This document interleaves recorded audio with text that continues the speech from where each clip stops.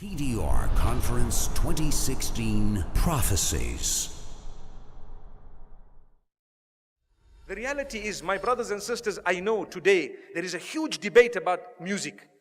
I want to mention again, we spoke about logic a little bit earlier. We know from a religious perspective, the ruling.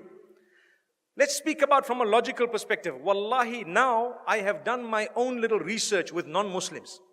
And I have asked religious non-Muslims, I'm talking of Christians and Jews and Hindus, etc., naming top pop stars from the music industry. Would you allow your children to listen to this person? Never. Would you allow them this? Never. Would you allow them that? Never. Why? It's dirty, it's immoral, it's filthy, it's degrading, and it's unacceptable. Not in my home. But you're a Christian, I know, not allowed. But you're a Jew, not allowed in my home. But you're a Hindu, never, not with my children. Why? Because the industry is dirty, that's what it is. So people argue, no, there is maybe perhaps, I do agree.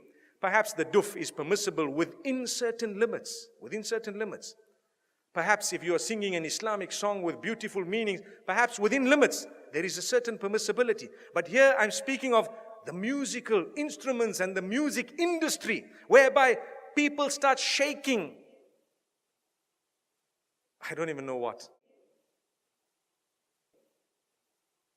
It comes naturally. They say it's natural. It's not natural. It's shaitan's way of controlling you.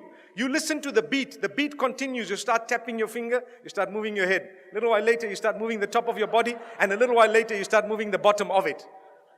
May Allah subhanahu wa ta'ala forgive us. And the words have become so dirty, my brothers and sisters, that it is a sign of the hour. And people say, nothing wrong. My brother, you have a beard that reaches the ground and you're still bopping. Astaghfirullah. May Allah forgive you and forgive all of us. You cannot do that. We need to be careful. I want to teach you something very, very beautiful. Why don't you replace that with the Quran? Melodious recitation. Listen to Ra'ad al-Kurdi. Listen to anyone else that you would perhaps like, Sa'ad al-Ghamidi. Beautiful recitals of your choice. Abdul Basit, Abdul Samad, whoever else you like. There will be so many people. Replace it. It's beautiful. It's soothing.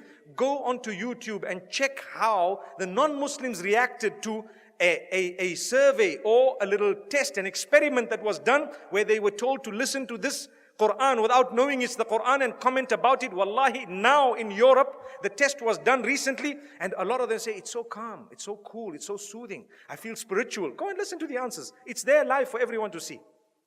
And we Muslims who have the Quran, we are not achieving any soothing, no comfort, no nothing from this. How and why? Surely you can replace it. I would rather be resurrected and arrive in the presence of Allah subhanahu wa ta'ala, having known as a person who gave up dirty music for the words of yours, O Allah. I didn't want to listen to all of this. I gave it up. I know there was a debate about halal, haram. I do know the majority of the scholars said it's not permissible. I do know some of them said, okay, within a certain scope it's okay. But remember, those who say within a certain scope it's okay, none of them say that the musical industry of today is permissible. Not even one of them.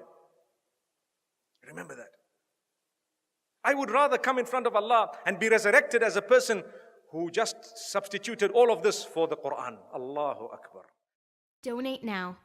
Go to thedailyreminder.org/donate.